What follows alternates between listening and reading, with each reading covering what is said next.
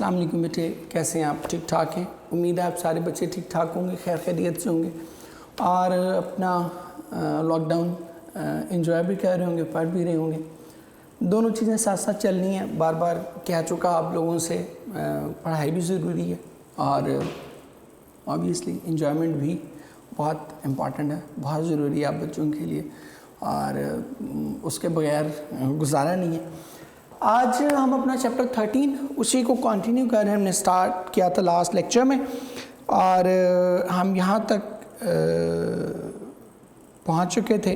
जो पहले 3 पैसेजेस थे वो हमने पढ़ लिए थे, जिसमें वो ब्लेड्स को बताता है और मैंने आपसे उसका जिक्र किया था कि 100 years ऑफ वॉर जो हम तस्करा कर रहे थे बिटवीन इंग्लैंड एंड फ्रांस, जिसके बारे में वो कहते हैं कि आज से 100 साल पहले, फिप्स कहता है ब्लेड से कि आज से 100 साल पहले इंग्लैंड के लड़के, वो ब्रुकफील्ड इंग्लैंड के लड़के फ्रांस के अगेंस्ट लड़ रहे थे और आज की जनरेशन हमारी फ्रांस के साथ मिल के एक थर्ड दुश्मन उसके ख़िलाफ़ लड़ रही है। तो ये उसको बड़ा ऑकवर्ड, बड़ा अजीब लगता है कि ये हाउ इज़ इट पॉसिबल। और मैंने इसकी एग्जांपल भी दी थी कि ये बिल्कुल वही एग्जांपल है कि जैसे कल को हमारी फ्यूचर जनरेशन्स को पता चले कि पाकिस्तान और इंडिया ये मिल के किसी तीसरे मुल्क के ख़िलाफ़ जंग लड़ें, तो ऑब्वियसली हमें बड़ा अजीब लगेगा, आड़ लगेगा कि ये क्या बात हुई। हम तो अपनी सारी ज़िंदगी, अपनी पूरी जवानी यही सोचते हुए और यही पढ़ते हुए गुजार दी, यही हमें सिखाया जाता रहा कि तुम्हारा दुश्मन नंबर 1 इंडिया है और इंडिया में ये पढ़ाया जाता रहा कि तुम्हारा दुश्मन नंबर 1 पाकिस्तान है। तो अगर हमारी जनरेशन कल को फ्यूचर को कोई ऐसा मंजर देखें तो यकीनन हमें भी बहुत अजीब लगेगा। तो यही चीज़ अब चिप्स को भी ऑकवर्ड लग रही है, चिप्स को अजीब लग रही है। अब यहाँ से ऑनवर्ड हम शुरू करते हैं। 1915 armies clenched in deadlock from the sea to Switzerland. ये थी एक डेडलॉक क्रिएट हो गया था। डेडलॉक इसको इसलिए कहते हैं 1915 में कि दोनों ही मुल्कों की जो फ़ौजें थीं, मैं यहाँ लिख भी देता हूँ,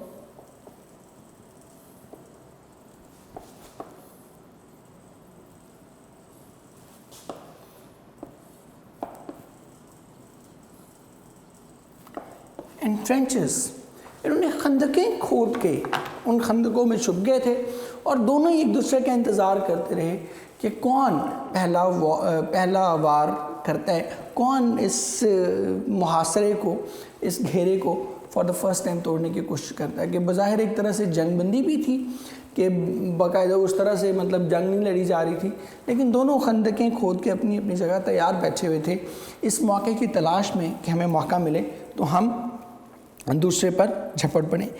द डार्डेनेल्स और गैलीपोली। अब ये जो डार्डेनेल्स और गैलीपोली है ये बड़ी ज़बरदस्त वॉर है, ये भी एक हिस्टोरिक वॉर है। मैं बल्कि आपको रेडी से लिख देता हूँ।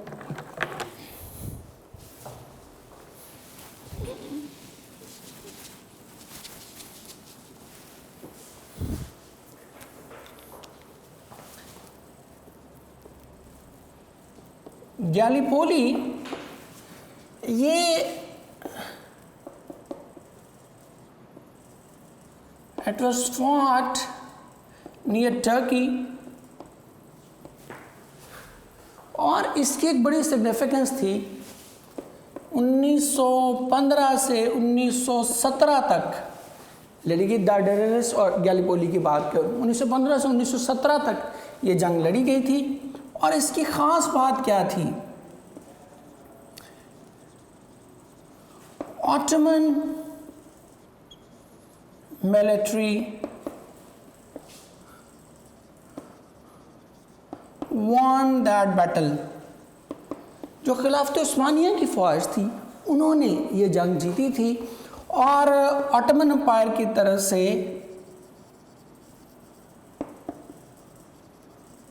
मुस्तफ़ा कमाल was leading his men। अपनी फ़ौज की जो कमानदारी थी वो मुस्तफ़ा कमाल के पास थी और it was the only victory for Turks.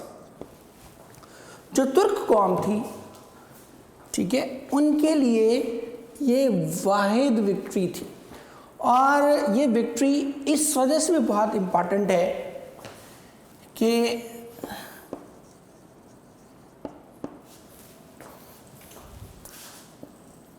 it started the rise of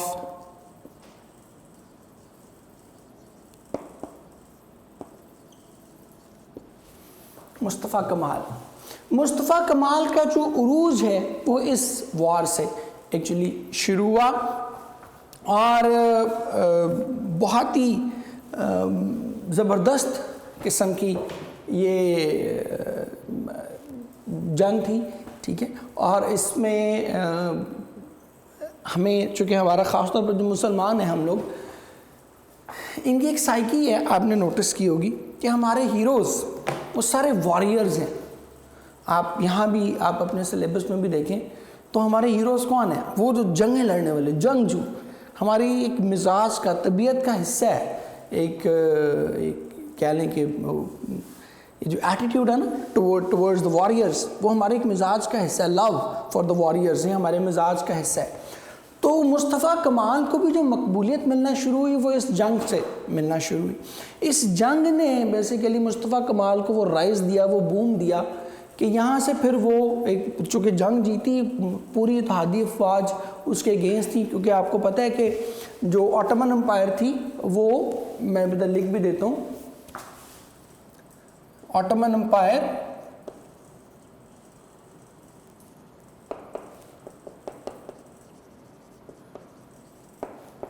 was supporting central powers, Germany को सपोर्ट कर रहे थे।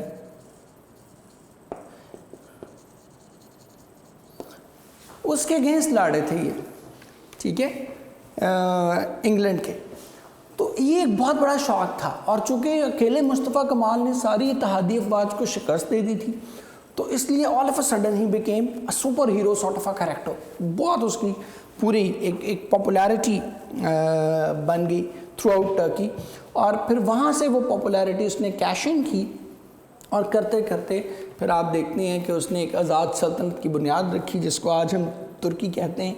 And he became the first elected president of Republic of Turkey, और उसने फिर खिलाफत का भी ख़ात्मा किया। और वो सारी स्टोरीज़ हम पढ़ते हैं, वो मुस्तफ़ा कमाल का जब हम चैप्टर पढ़ेंगे तो बाकी सारी स्टोरी बताऊंगा। लेकिन असल बात जो शुरू हुई वो यहाँ से, गैलीपोली से शुरू हुई थी। यहाँ से उसको वो फेम मिलना शुरू हुआ, क्योंकि लोगों ने देखा वाह जी वाह, कमाल आदमी है, एक ही बंदे ने, अकेले आदमी ने पूरी की पूरी इत्तेहादी फ़ौज को शिकस्त दे दी है। And that was the only victory for the Ottoman military. उस खिलाफत उस्मानिया की फ़ौज के लिए वाहिद फ़तह थी, और वाहिद फ़तह का जो हीरो था वो यकीन मुस्तफ़ा कमाल था। और यहाँ से फिर उसने टेकअप किया सारी चीज़ें। Military camp springing up near Brookfield. Springing up कहते हैं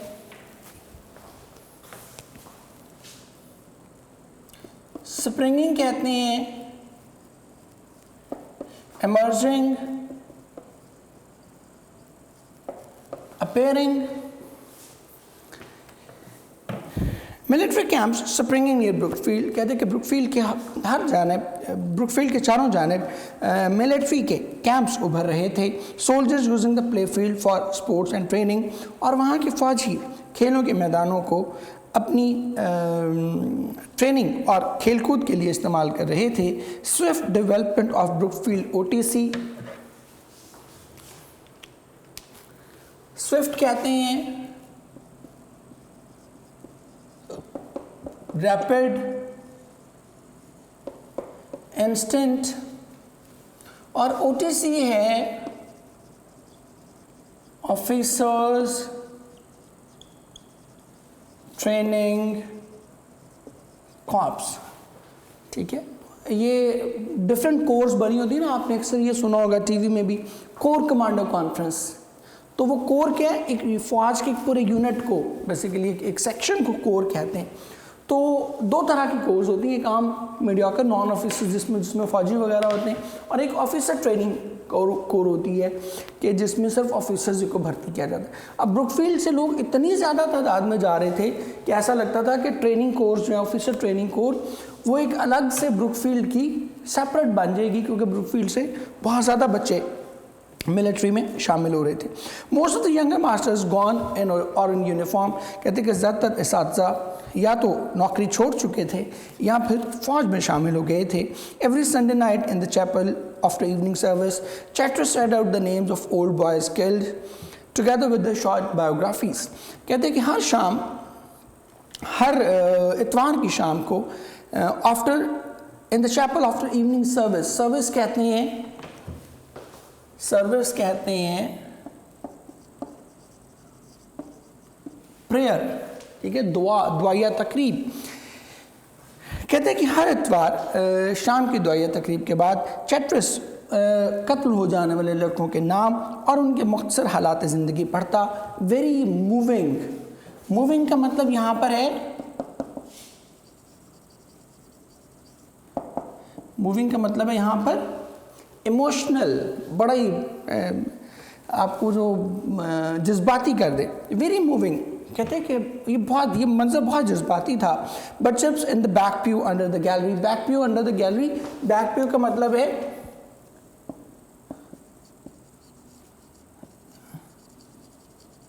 बैकग्राउंड। कहते लेकिन चिप्स इस सब कुछ के पस मंजर में बैठा हुआ सोचा करता। They are only names to him, he doesn't see their faces as I do. कहते कि ये सब इसके लिए महज एक नाम है, ये मेरी तरह इनके चेहरे याद नहीं रखता। अब ये एक इमोशनल अटैचमेंट है, एक इमोशनल ताल्लुक़ है। और लास्ट लेक्चर्स में हमने किया था कि it's not the love story of Katherine and Chips, it's the love story of Chips and students. कि अपने जो बच्चों से एक लाजवाल किस्म का एक ताल्लुक़ है, एक लाजवाल किस्म की मोहब्बत होती है उस्ताद को, उस लाजवाल मोहब्बत के बारे में ये नावल है। और इसीलिए मैं फील करता हूँ, बार बार आप बच्चों से कहता हूँ कि जो जो ये वक्त गुजरता जा रहा है, हमारे एंड पे भी ऑब्वियसली बहुत सी कोताहियाँ होंगी, कुछ आपके एंड पे होंगी ऑब्वियसली, लेकिन दोनों एंड्स की कोताहियों का नतीजा क्या निकल रहा है कि उस्ताद और शागिर्द का रिश्ता बहुत कमज़ोर पड़ता चला जा रहा है। हम भी शायद कहीं बैक ऑफ द माइंड ये समझना शुरू हो गए, ख्याल है कोई मसला नहीं है, हम अपनी जॉब कर रहे हैं। हम भी वो शायद एक जिसको आप कहते हैं ना walking up an extra mile, कुछ थोड़ा बढ़ के अपनी जो डिफाइंड रोल है उससे एक कदम आगे जाके, जिसको इस्लाम ईसार कहता है या एहसान कहता है, ठीक है, हम भी शायद वो रोल उस तरह से प्ले करने को तैयार नहीं होते, साथजा भी। और शायद कहीं ना कहीं बैक ऑफ द माइंड आप लोगों के भी जहन में ये बात बैठ गई हुई है कि ठीक है वो अपनी जॉब कर रहे हैं, we are paying for the service. तो ये जो एक कॉन्सेप्ट है ना, ये दोनों साइड से, ये उस्ताद और शागिर्द की जो इंटरनल एक म्यूचुअल रिलेशन है, म्यूचुअल लव है, उसको ये कमज़ोर कर है। सो उसको रीएम्फसाइज करने के लिए, रीइंफोर्स करने के लिए ये नावल आपके सिलेबस में ऐड किया हुआ है। और मैं समझता हूँ कि जो हम मटीरियलिस्टिक होते जा रहे हैं, वैसे वैसे इस नावल की और भी शिद्दत से ज़रूरत है, और भी ज़्यादा ज़रूरत है। ये आपको ये सिखाने के लिए बेसिकली ये नावल पढ़ाया जा रहा है कि उस्ताद और शागिर्द के दरमियान एक किस लेवल की अंडरस्टैंडिंग और किस लेवल की मोहब्बत मौजूद होनी चाहिए। That is the topic of this novel. तो अब वो देखिए वो क्या कह रहे हैं, इसके लिए ये नाम ही है क्योंकि जो पुराने बच्चे चले गए हुए हैं, जो ब्रुकफील्ड छोड़ गए हुए हैं, चिप्स से वो पढ़े हुए हैं, चैटर्स से पढ़े नहीं हुए। तो चैटर्स के पास बस एक लिस्ट आ जाती है कि ब्रुकफील्ड से ये बच्चा हमारा फ़लाँ महाज पर इंतकाल करके वो उसको पढ़ देता है। लेकिन जब उनके नाम लिए जाते हैं तो चिप्स को उन सब के चेहरे भी याद आ जाते हैं, ठीक है। तो ये एक जो emotional side of the character है वो आपको यहाँ पर उसने डिस्प्ले की है। और चलें इधर मैं क्वेश्चन इधर ही लिख देता हूँ।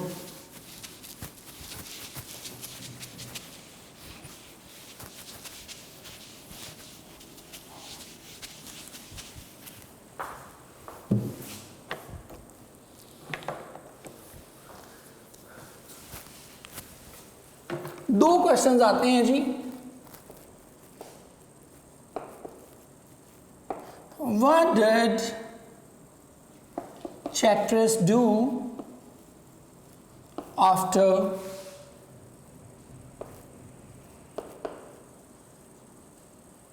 The evening service? एक तो ये क्वेश्चन आ जाते हैं, एक क्वेश्चन और अक्सर आपको आ जाता है,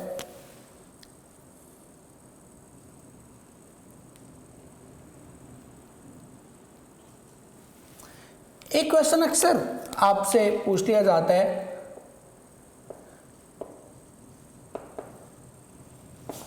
व्हाट डिड चिप्स फील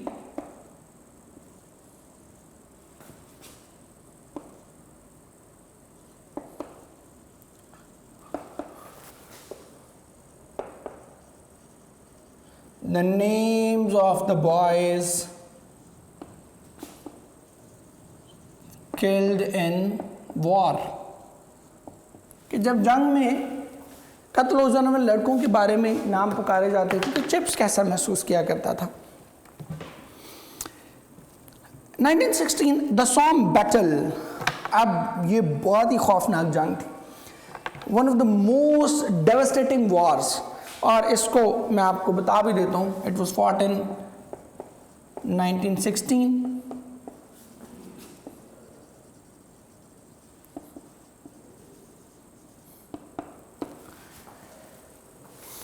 और इसका अंदाज़ा आप यहाँ से लगा सकते हैं, इसकी इंटेंसिटी का अंदाज़ा आप यहाँ से लगा सकते हैं कि 3 मिलियन पीपल पार्टिसिपेटेड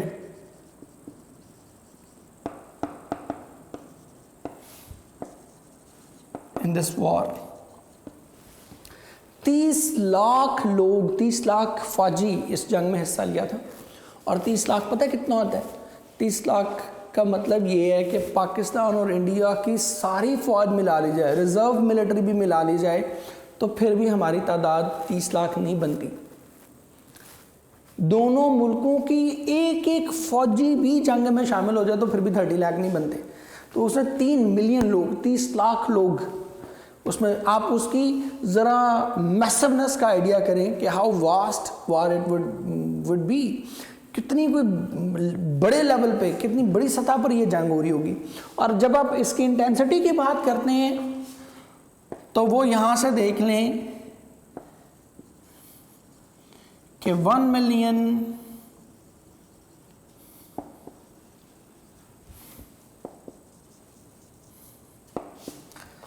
10 लाख फौजी मारे गए थे एक जंग में।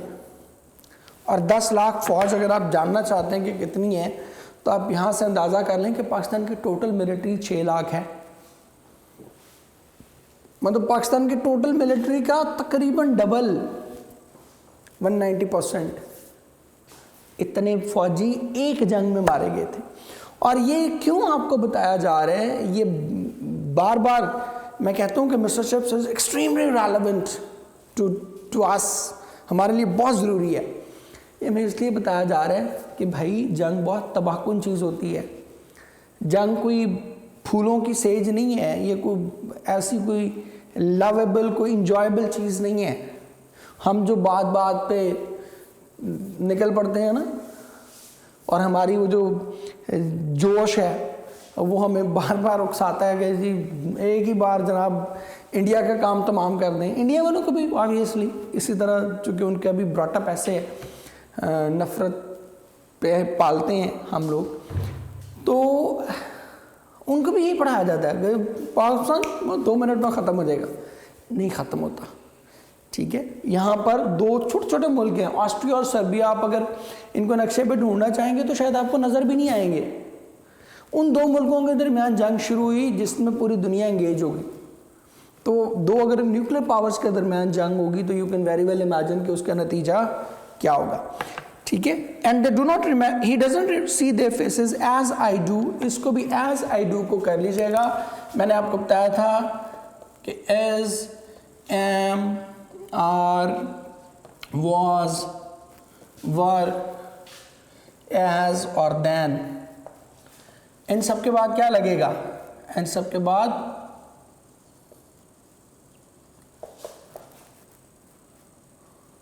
Subjective case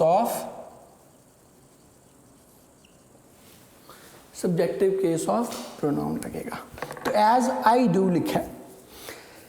towards the close of that catastrophic July, कहते हैं कि कैटास्ट्रॉफिक कहते हैं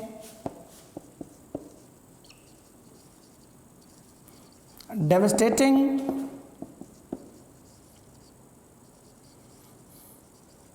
डिस्ट्रक्टिव, तबाहकुन।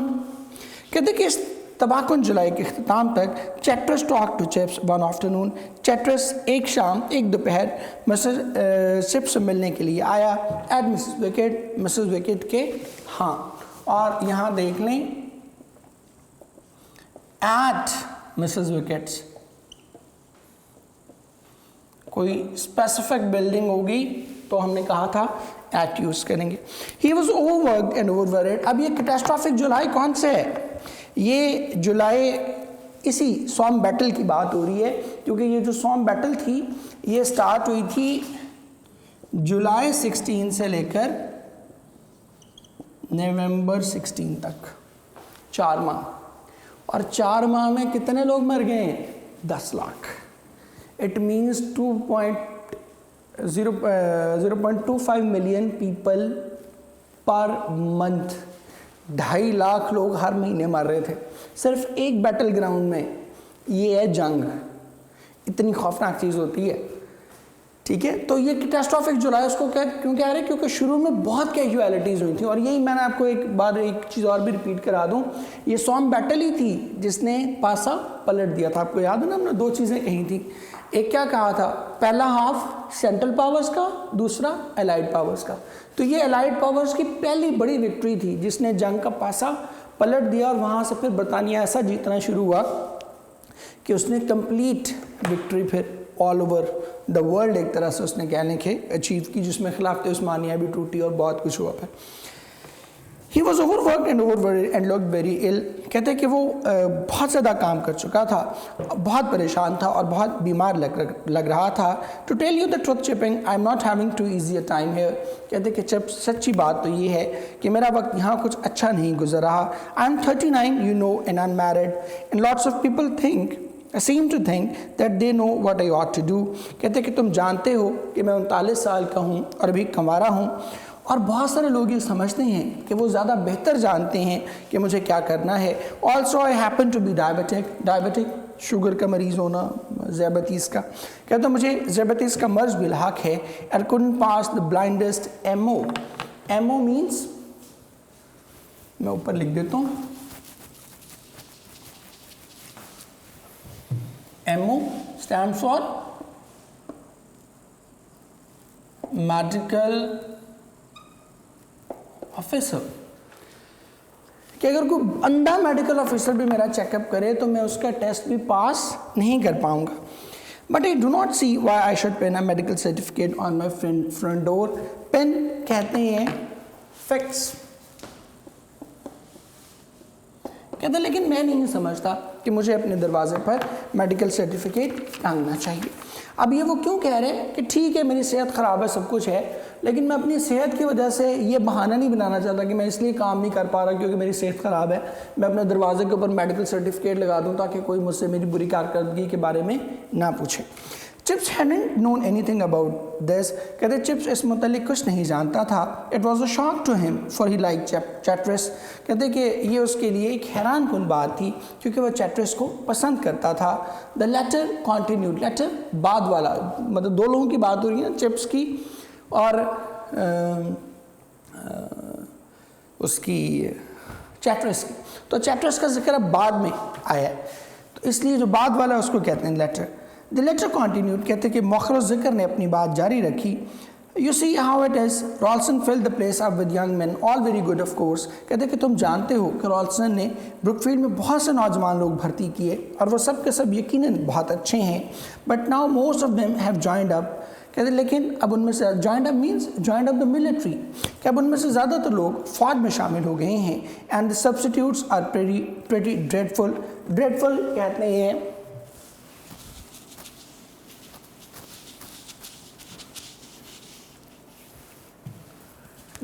कहते हैं हॉरिबल, टेरिबल, और सब्स्टिट्यूट्स कहते हैं अल्टरनेटिव। कहते और उनके मुतबादिल बहुत ही ज़्यादा भयानक किस्म के हैं ऑन द होल, मजमूई तौर पर।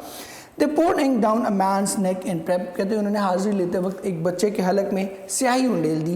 वन नाइट लास्ट वीक, पिछले हफ्ते एक रात। सिली फूल, कहते हैं बड़ी अहमक आदमी है। गॉट हिस्टोरिकल, हिस्टोरिकल कहते हैं हिस्टोरिकल, मैड, क्रेजी। कहते हैं कि वो गुस्से से बिल्कुल पागल हो गया था। और ये होता है जब आप शुरू में यंग होते हैं ना, आपका टेम्परामेंट नहीं होता, बच्चा ज़रा से हरकत करता ठा, ये ज़रा से को उसने 19-20 हुई चपेट पड़ती है। रीज़न क्योंकि उस वक्त तक आप ना इतने टैक्टफुल होते हैं, ना आपको वो स्किल आता होता है कि कैसे आप अपना हाथ रोक के ज़ुबानी बात करें और ऐसी बात करें कि अगले को समझ आ जाए। तो ना वो स्किल लेवल होता है और जज्बात भी ऑब्वियसली ऑन द हाई होते हैं, तो आप अक्सर ये करते हैं। I have to take classes myself, take prep for fools like that. कहते हैं कि ऐसे अहमकों की खातिर मुझे खुद क्लासें लेनी पड़ती हैं, खुद हाजिरी लेनी पड़ती है। Work till midnight every night, और हर रात आधी रात तक जागना पड़ता है। And get cold shouldered as slacker on top of everything.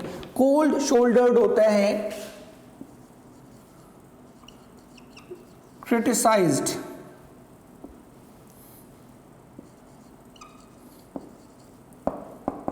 और स्लैकर कहते हैं लेजी, स्लगिश। और कहते हैं कि इन सबसे बढ़कर मुझ पर यह तनकीद की जाती है कि मैं सुस्त हूँ। I can not stand it much longer. कहते हैं मैं ज़्यादा देर इसे बर्दाश्त नहीं कर पाऊँगा। If things do not improve next term I shall have a break down. कहते हैं कि अगर अगले साल तक, अगली टर्म तक हालात ना बदले तो मैं बहुत बीमार पड़ जाऊँगा। I do sympathise with you, Chip said. कहते हैं कि मुझे तुमसे हमदर्दी है, चिप्स ने कहा। आई होप यू वुड, मुझे उम्मीद थी कि तुम ऐसे ही करोगे। And that brings me to what I came here to ask you. और ये चीज़ मुझे वो बात कहने पर मजबूर कर रही है जिसके लिए मैं यहाँ आया हूँ। Briefly my suggestion is that if you felt equal to it and would care to. कहते हैं कि मुख्तसरन मेरी तजवीज़ ये है कि अगर तुम मुनासिब समझो, फेल्ट इक्वल मुनासिब समझना, एंड वुड केयर टू, और ऐसा करना चाहो। How about coming back here for a while. तो क्या ख्याल है थोड़ी देर के लिए वापस ब्रुकफील्ड नहीं आ जाते। You look pretty fit end of course you know all the ropes. Ropes का मतलब यहाँ पर ट्रिक्स है, techniques.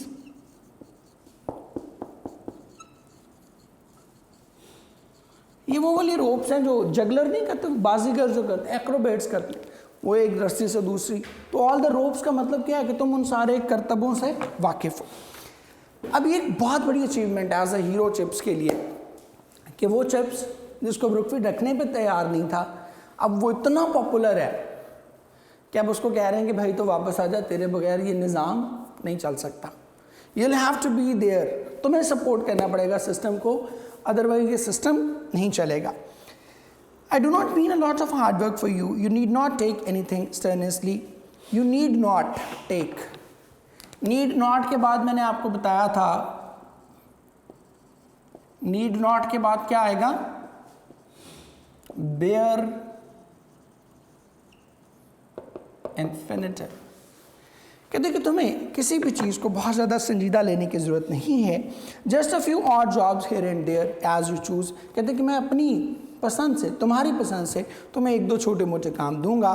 What I would like you for more than anything else is not for the actual work you would do, although that naturally would be very valuable। कहते हैं कि मैं तुम्हें तुम्हारे काम की वजह से लेकर नहीं जा रहा, अगरचे तुम्हारा काम भी बहुत मुफीद साबित होगा। But for your help in other ways in just belonging here. कहते हैं बल्कि मैं तुम्हें किसी और मकसद के लिए लेकर जा रहा हूँ, सिर्फ तुम्हारी रफाकत की वजह से, कि तुम्हारी जो दोस्त है या ब्रुकफील्ड से, तुम्हारा जो ताल्लुक है ब्रुकफील्ड की से, उसकी वजह से तुम्हें वापस लेके जा रहा हूँ। There is nobody ever been more popular than you were. कहते हैं कि तुमसे बढ़कर कोई भी यहाँ पर मशहूर नहीं रहा, एंड आर स्टिल, और तुम अभी भी बहुत मशहूर हो। You would help things to hold, you would help to hold things together if there were any danger of them flying to bits। flying to bits होता है destroy। कहते हैं कि तुम चीज़ों को इकट्ठा रखने में मेरी मदद करोगे अगर कभी इन चीज़ों के बिखर जाने का खदशा पैदा हुआ। and perhaps there is that danger, और शायद ऐसा ख़तरा मौजूद है कि ब्रुकफील्ड की रिवायात, ब्रुकफील्ड का इदारा, ये क्या होगा, बिखर जाएगा। अब ये एक अल्टीमेट हीरो होता है। मैंने आपको बताया था ना, हीरोज़ की कुछ खासियतें हैं, जिसमें एक चीज़ तो ये है कि उसको ज़रा दिलेर होना चाहिए। वो उसने पिछले दिखा दी चैप्टर में कि रॉल्सन के खिलाफ he stood up, he became popular, he was brave, अकेले ही खड़ा हो गया एक ऐसे हेडमास्टर के सामने जो बड़े ही, जिसने पैसा बड़ा दे दिया था, बड़ा इफेक्टिव था, सब कुछ था, but chips got up against him, गलत बात बर्दाश्त नहीं की, रिबेलियन, बगावत, ये एक हीरो की क्वालिटी होती है। दूसरी हीरो की क्वालिटी क्या होती है कि सेवियर होता है, वो बचाने वाला, निजात दहिंदा, चीज़ों को हेल्प आउट करता है। मूवीज़ में हम देखते हैं ना कि 150 बदमाशों ने जो है वो हीरोइन को घेरे में लिया हुआ है, हीरो अकेला आता है और छुड़ा के ले जाता है, तो वो सेवियर होता है, चीज़ों को बचाने में मदद करता है। अब ये सेवियर वाली क्वालिटी भी हमें यहाँ पर खुल के नज़र आ रही है कि ब्रुकफील्ड का ख़तरा है कि वो बिखर जाएगा। All of a sudden chips entry मारता है सलमान खान की तरह, और अब वो क्या करेगा, उन सारी चीज़ों को बचाने की कोशिश करेगा। Chips answered breathlessly and with a holy joy in his heart, I will come. कहते हैं कि चिप्स ने उखड़ते सांसों के साथ और बेपनाह खुशी के साथ जवाब दिया, यस आई विल कम, कि मैं आऊँगा। और यहाँ से एक और फेज शुरू हो रहा है। अब इसके क्वेश्चंस हम नेक्स्ट लेक्चर में कर लेंगे। टिल देन आप सब बच्चों के लिए बहुत सी दुआएं, जीते रहें, खुश रहें और पढ़ते पढ़ाते नहीं, खेलने कूदे भी लेकिन पढ़ते पढ़ाते भी नहीं। नहीं बेटे, अल्लाह हाफ़िज़।